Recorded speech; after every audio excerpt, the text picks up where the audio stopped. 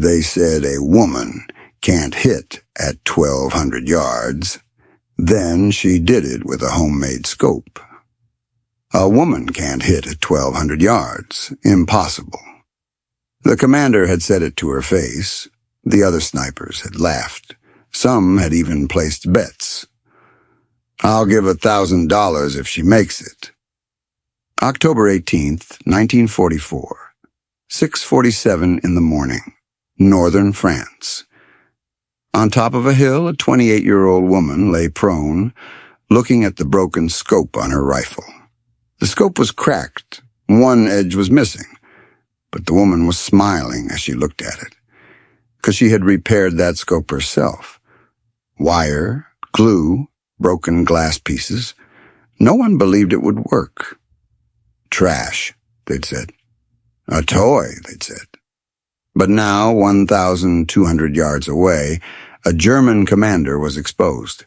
For 3 days, everyone had been trying to hit him. No one had succeeded. Too far, wind too variable, target too small.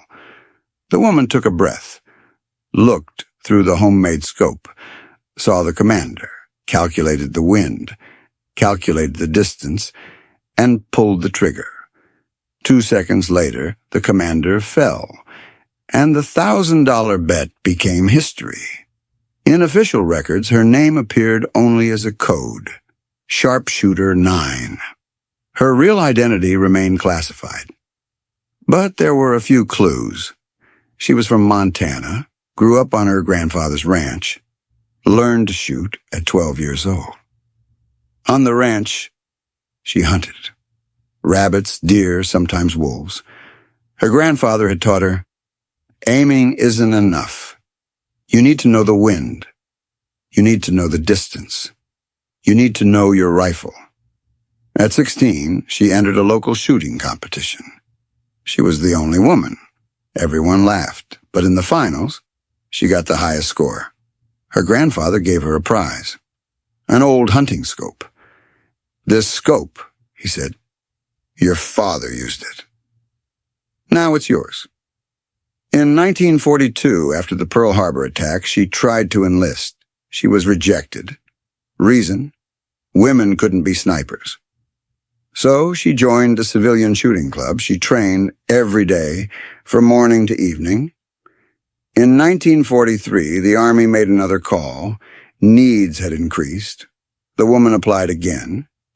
This time, there was a test. Target, 500 yards, 10 shots. The woman hit the target on all 10 shots. The Army had to accept her. But there was no trust. Simulation is one thing, war is another, they said. They sent the woman to training camp. There, she competed with other male snipers. And she outperformed most of them. In 1944, she was sent to Europe, but not to the front. Only support duties, carrying documents, reading maps. She never took a shot, because the commanders didn't trust her. Trust didn't come until that morning. October 18th, 1944. In northern France, American forces encountered a problem as they advanced. On top of a hill, there was a German commander. He was managing a communications center. If that center kept operating, German reinforcements would arrive. If they arrived, the American advance would stop, maybe even be pushed back. The solution was simple.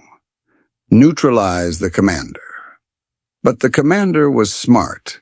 He didn't stay exposed. He only appeared at certain times for a few seconds. Through a window, very far away, 1,200 yards. On the first day, 3 snipers tried. All missed. The distance was too far. The wind kept changing.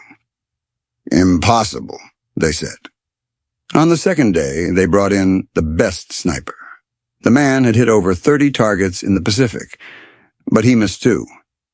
"At this distance," he said, "the wind is unpredictable.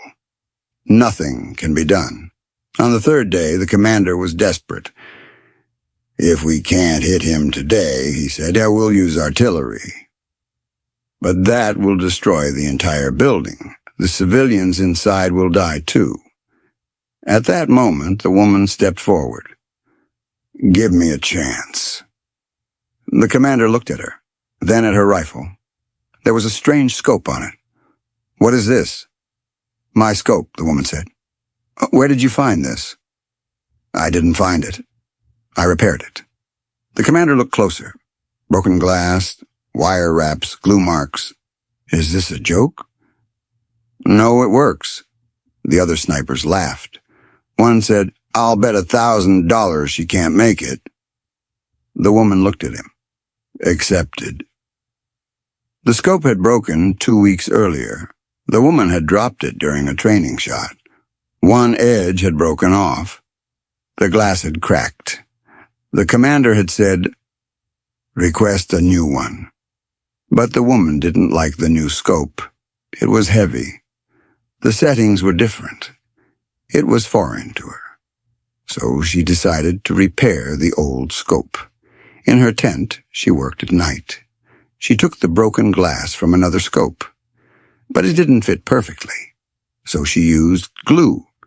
She wrapped the edges with a wire. She manually adjusted the settings. The result wasn't professional.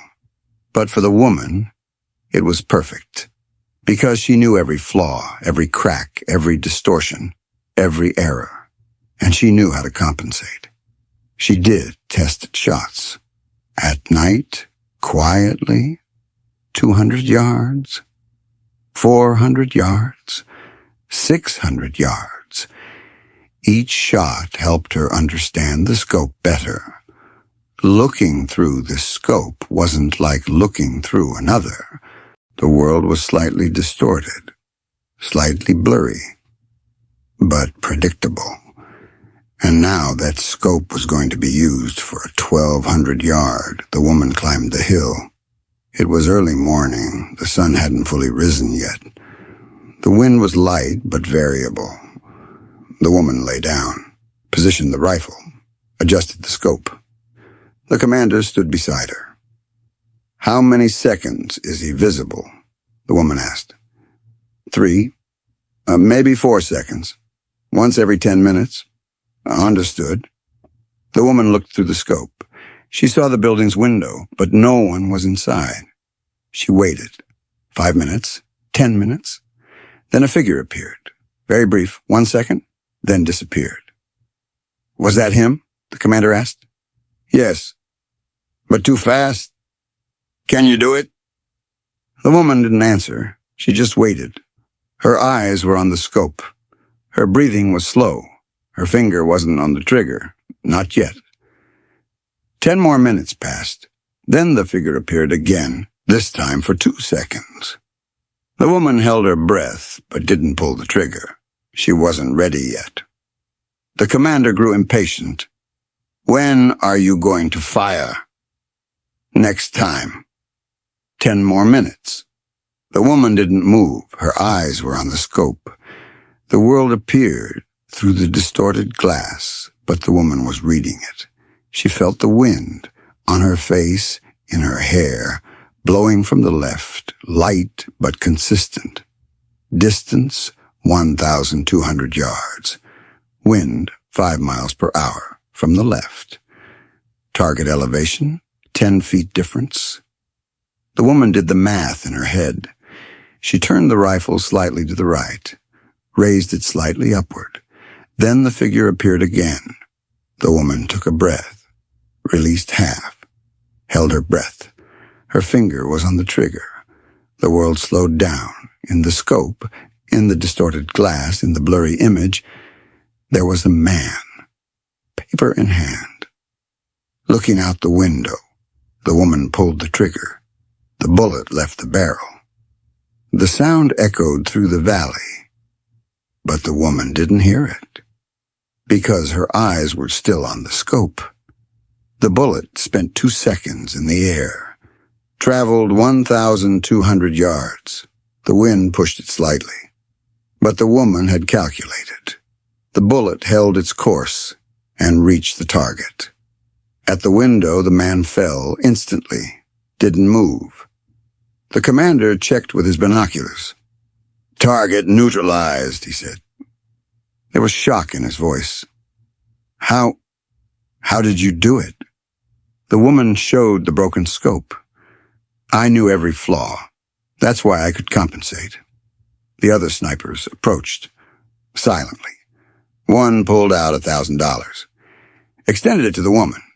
The woman didn't take the money. No need. I just did my job. But the commander stopped her. No. Take it. You earned it. And one more thing. He removed his badge. A sniper badge. Now you're one of us too. The woman took the badge. She smiled. Thank you. But I didn't do it for the badge. I did it for those people. The civilians trapped inside. The commander nodded. I know. That's why you're a real sniper. After that shot, the woman received 12 more missions. She succeeded in all of them. When the war ended, she returned to Montana, to the ranch, to her grandfather. One day, her grandson found an old box in the attic. Inside was a broken scope, wrapped in wire, covered in glue. What's this, Grandma? He asked. The woman took the scope, caressed it. This, she said, this is proof that impossible is just a word. If you want something enough, you'll find a way. Even with a broken scope.